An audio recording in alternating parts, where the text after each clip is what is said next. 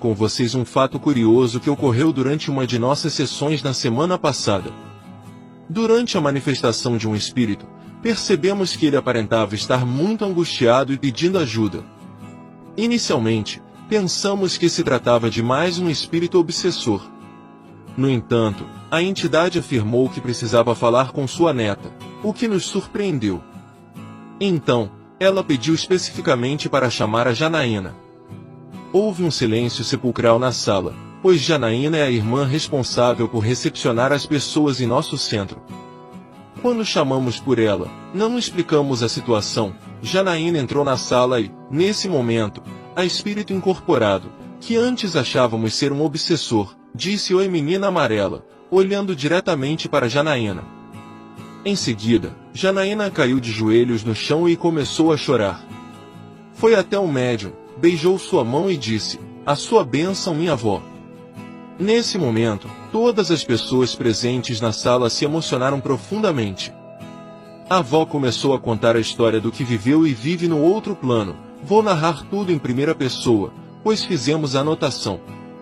Mas antes de prosseguir, gostaria de pedir para inscrever-se em nosso canal e deixar um like. Se precisarem de oração, deixem o nome nos comentários ou o nome da pessoa que amam. No final eu vou dar todo o contexto da história. Oi filha, como você está? Estou aqui, incorporada neste corpo mediúnico, para falar com você e desabafar um pouco sobre o que aconteceu comigo e com o seu avô. Sinto muitas saudades de você e do Bento, sempre quis ter a oportunidade de visitá-los em sua casa, mas infelizmente isso nunca foi possível. Seu antenor, que é meu mentor espiritual, me disse que era melhor não arriscar, que era mais seguro me comunicar com você aqui no centro. Eu sei que muito tempo já passou, mas ainda me sinto muito triste em relação a tudo que aconteceu. Reconheço que muitas das minhas escolhas foram feitas por falta de conhecimento e ignorância. Sempre fui uma pessoa muito religiosa e seguia à risca as orientações da Bíblia. Seguia o seu avô, que era um homem admirável e muito respeitado por todos. Ele era um pastor muito dedicado, mas como marido, infelizmente, deixava muito a desejar. Foram muitos anos de casamento, filha, e muitas vezes você vinha me visitar para tomar um café com um bolo de cenoura que eu preparava especialmente para você. Mas, infelizmente, esses momentos não eram sempre felizes.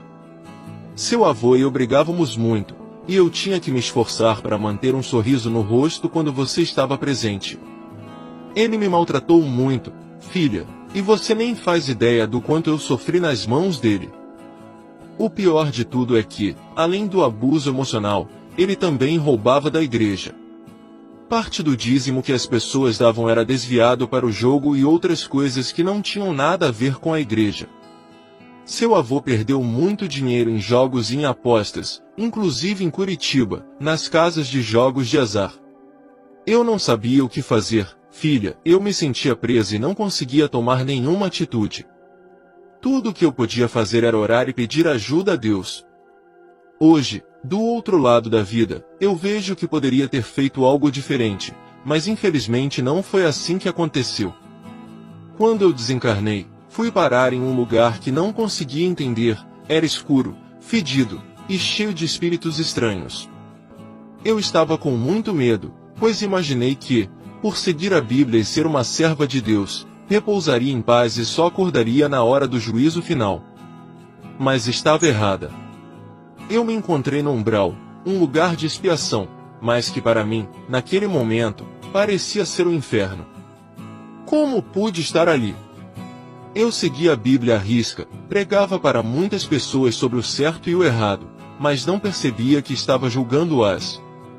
Muitas vezes apontei o dedo para quem tatuava o corpo, era homossexual ou não seguia a religião cristã. Eu estava tão cega na minha fé que não percebia que estava cometendo um erro terrível. No umbral, encontrei muitas pessoas que zombavam de mim, me chamando de crente maldita, dizendo que julguei tanto as pessoas que agora estava ali também. Foi então que comecei a cair a ficha sobre como eu agi durante a vida e como eu julguei tantas pessoas, inclusive você, filha. Eu lembro que você e o seu irmão se afastaram da igreja para seguir a doutrina espírita, e eu achava que estava certa em julgar vocês, mas agora vejo que estava cega na minha fé. Eu peço perdão a vocês por tudo que fiz, por todos os julgamentos e por não ter entendido que o amor e o respeito às escolhas das pessoas é mais importante do que seguir à risca um livro sagrado. Eu quero que vocês saibam que, apesar de tudo, sempre amei vocês e sempre quis estar com vocês, mas, infelizmente, a minha ignorância não me permitiu fazer isso em vida. E agora, aqui, vejo a oportunidade de me redimir, de evoluir e de ajudar outras pessoas que, assim como eu, estavam cegas na sua fé. Eu aprendi que o amor e o respeito são as únicas coisas que realmente importam, independentemente de qual religião se siga ou de quais escolhas se façam. Filha, eu sabia que havia sido conivente com o roubo do seu avô na igreja. Eu sabia que outros fiéis estavam sendo prejudicados, e mesmo assim, não fiz nada. Aquele era apenas um dos muitos erros que eu havia cometido em vida, mas foi o suficiente para me prender no umbral. Ao olhar ao redor, vi outras pessoas que eu achava serem boas também estavam ali. Percebi que havia muita injustiça na vida, e que eu havia contribuído para isso. Eu estava em sofrimento, assim como as outras almas que estavam no umbral. Mas algo mudou em mim. Eu comecei a ver a dor das outras almas e sentir empatia por elas. Decidi que queria ajudá-las a encontrar a luz, assim como eu. Comecei a conversar com elas e oferecer algum conforto. Por algum motivo, mesmo no umbral, eu havia parado de sofrer. E foi assim que eu encontrei o meu propósito. Ajudando os outros, eu estava, sem saber, ajudando a mim mesma. E Deus, em sua infinita bondade, mandou um mentor para me vigiar. Não um anjo com asas, mas alguém que era como um anjo em bondade e justiça. Um dia, esse mentor veio até mim e disse que meu erro foi meu maior acerto. Eu fiquei confusa, mas ele explicou que em vida eu queria salvar todo mundo. Eu achava que isso era bom, mas na verdade, estava ignorando o livre-arbítrio de cada um. Deus é o único capaz de julgar. Então ele me levou a um lugar bonito, com flores e muito verde. As pessoas pareciam estar felizes. Eu estava na colônia e, na minha ignorância, pensei que era o céu. Naquele lugar, pude me reorientar e comecei a pensar em como poderia ter seguido a Jesus sem ser tão enérgica. Eu poderia ter olhado mais para as pessoas sem julgar, feito mais caridade.